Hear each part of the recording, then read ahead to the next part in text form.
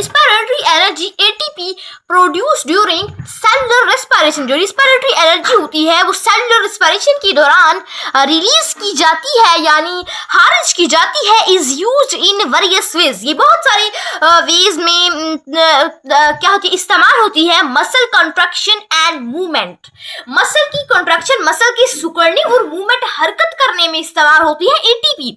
और active transport of substance यानी substances की मादों की एक्टिव ट्रांसपोर्ट में इस्तेमाल होती है। सिंथेसिस ऑफ बायोमॉलिक्यूल्स यानी बायोमॉलिक्यूल्स की तरकीब में इस्तेमाल होती है। Replication of DNA and mitosis और माइटोसिस और डीएनए की जो रेप्लिकेशन होती है उसमें इस्तेमाल होती है। ट्रांसमिशन ऑफ नर्व इम्पल्स और नर्व इम्पल्स की ट्रांसमिशन में इस्तेमाल होती है। Maintenance of body temperature, body के टेम्परेचर को, बॉडी के जो यानी जो दर्जा हरारत होता है, दर्जा हरारत को बरकरार रखने के लिए एटीपी इस्तेमाल होती है। Break down and elimination of toxins from the body, ये टॉक्सिन्स यानी जो जहरीले मादे होती हैं इनको एलिमिनेशन कर देती है और ब्रेक डाउन कर देती है हमारे जिस्म से, हमारी बॉडी से एटीपी। ये सारे काम है ये एटीपी के हैं। एटीपी इन कामों को करने में इस्तेमाल होती है, यूज होती है। चलिए स्टूडेंट्स इसको पढ़ते हैं। यानी जो ये टेबल है डिफरेंट बिटवीन एरोबिक रेस्पिरेशन और एनारोबिक रेस्पिरेशन के दरमियान, ठीक है। यानी एरोबिक रेस्पिरेशन और एनारोबिक रेस्पिरेशन में ऑक्सीजन मौजूद होता है या नहीं। एरोबिक रेस्पिरेशन में ऑक्सीजन मौजूद होता है जबकि एनारोबिक रेस्पिरेशन में ऑक्सीजन मौजूद नहीं होता। और एरोबिक रेस्पिरेशन में number of ATP as net profit aerobic respiration में, और एनारोबिक रेस्पिरेशन में जो नंबर ऑफ एटीपी होती है नेट प्रॉफिट एरोबिक रेस्पिरेशन में होती है 36 और जो net profit number of ATP as net profit anaerobic respiration में होती है वो होती है 2 यानी 2, ठीक है। अब देखिए फाइनल प्रोडक्ट एरोबिक रेस्पिरेशन में क्या होता है, कार्बन डाइऑक्साइड और क्या होता है और वाटर। ये इसको हम कार्बन डाइऑक्साइड कहते हैं और इसको वाटर कहते हैं। यानी जो फाइनल प्रोडक्ट है एरोबिक रेस्पिरेशन का वो वाटर और कार्बन डाइऑक्साइड है, जबकि फाइनल प्रोडक्ट है एनारोबिक रेस्पिरेशन का वो है लैक्टिक एसिड या एथेनॉल या कार्बन डाइऑक्साइड है, ठीक है। अब देखिए अक्रेंस ये कहाँ होता है, एरोबिक रेस्पिरेशन साइटोप्लाज्म और माइटोकॉन्ड्रिया में होता है, जबकि जो एनारोबिक रेस्पिरेशन है वो साइटोप्लाज्म में होता है, ठीक है। और इंपॉर्टेंस इनकी अहमियत, एरोबिक रेस्पिरेशन की अहमियत है major source of energy for most organism यानी बहुत सारे ऑर्गेनिजम्स के लिए, जानदारों के लिए मेजर सोर्स है एनर्जी का, बुनियादी जरिया है एनर्जी का। यानी ये बहुत सारे जानदारों के लिए बुनियादी जरिया है एनर्जी का। और नेक्स्ट इसकी इंपॉर्टेंस आती है हमारे पास एनारोबिक रेस्पिरेशन। इंपॉर्टेंस क्या है, source of energy for anaerobic respiration. यानी एनारोबिक रेस्पिरेशन के लिए ये सोर्स ऑफ एनर्जी है।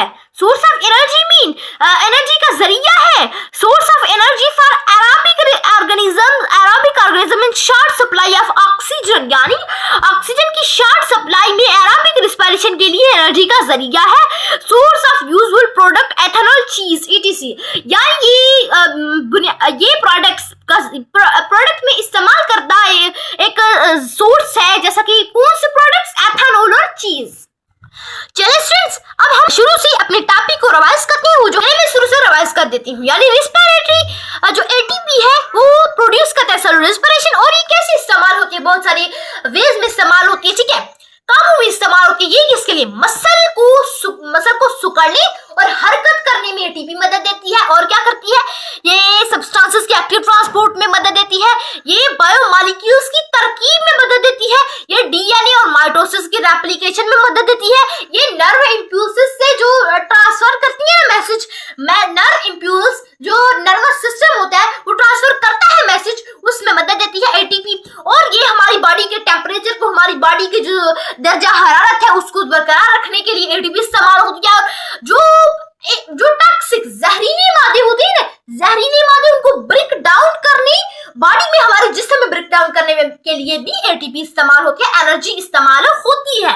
चलिए स्टूडेंट्स अब हम ये जरा पढ़ते हैं एरोबिक रेस्पिरेशन में और एनारोबिक रेस्पिरेशन में डिफरेंसेस, ठीक है।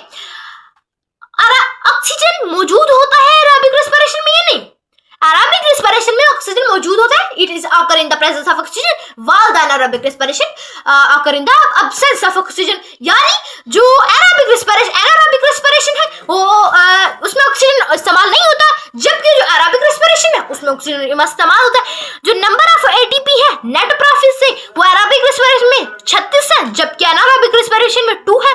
जो फाइनल प्रोडक्ट है ना एरोबिक रेस्पिरेशन का वो कार्बन डाइऑक्साइड और वाटर है, जबकि एनारोबिक रेस्पिरेशन का फाइनल प्रोडक्ट लैक्टिक एसिड या एथेनॉल या कार्बन डाइऑक्साइड है। ये कहाँ जो होता है, जो एरोबिक रेस्पिरेशन है वो साइटोप्लाज्म और माइटोकॉन्ड्रिया में होता है, जबकि जो एनारोबिक रेस्पिरेशन है वो साइटोप्लाज्म में होता है। ये इनकी इंपॉर्टेंस क्या है, एरोबिक रेस्पिरेशन की इंपॉर्टेंस है ये क्या करता है, ये एनर्जी बहुत सारी ऑर्गेनिजम्स में एनर्जी का बेहतरीन जरिया है, एनर्जी का सोर्स है, जबकि जो एनारोबिक रेस्पिरेशन है उसकी 3 हमारे पास इंपॉर्टेंसेस है। क्या है ये एनारोबिक ऑर्गेनिजम्स के लिए एनर्जी का बेहतरीन जरिया है। जैसा कि कुछ फंजाई और बैक्टीरिया आज भी क्या करती हैं, एनारोब करती हैं। एनारोबिक ऑर्गेनिज्म में कहा जाता है, यानी वो क्या करते हैं, वो कार्बन डाइऑक्साइड के जरिए से जिंदा रहते हैं, ठीक है। और वो क्या करते हैं, वो कुछ ऑर्गेनिजम्स के लिए ये एनर्जी का बेहतरीन जरिया है, ठीक है। और ये क्या करता है, ये शॉर्ट सप्लाई करते हैं ऑक्सीजन की और एरोबिक ऑर्गेनिजम्स में, ठीक है। ये इस्तेमाल होता है प्रोडक्ट्स में, मसनूआत में, जैसा कि चीज है और एथेनॉल है, ठीक है। आई होप तो आपने समझ लिया होगा। तो स्टूडेंट्स अगर आपको अभी भी कोई कंफ्यूजन है तो आप कमेंट बॉक्स में आकर पूछ सकती हैं। तो स्टूडेंट्स आज इतना ही, अल्लाह हाफिज, मिलते हैं नेक्स्ट वीडियो में, तब तक के लिए अल्लाह हाफिज, thanks for watching and don't forget to subscribe my channel.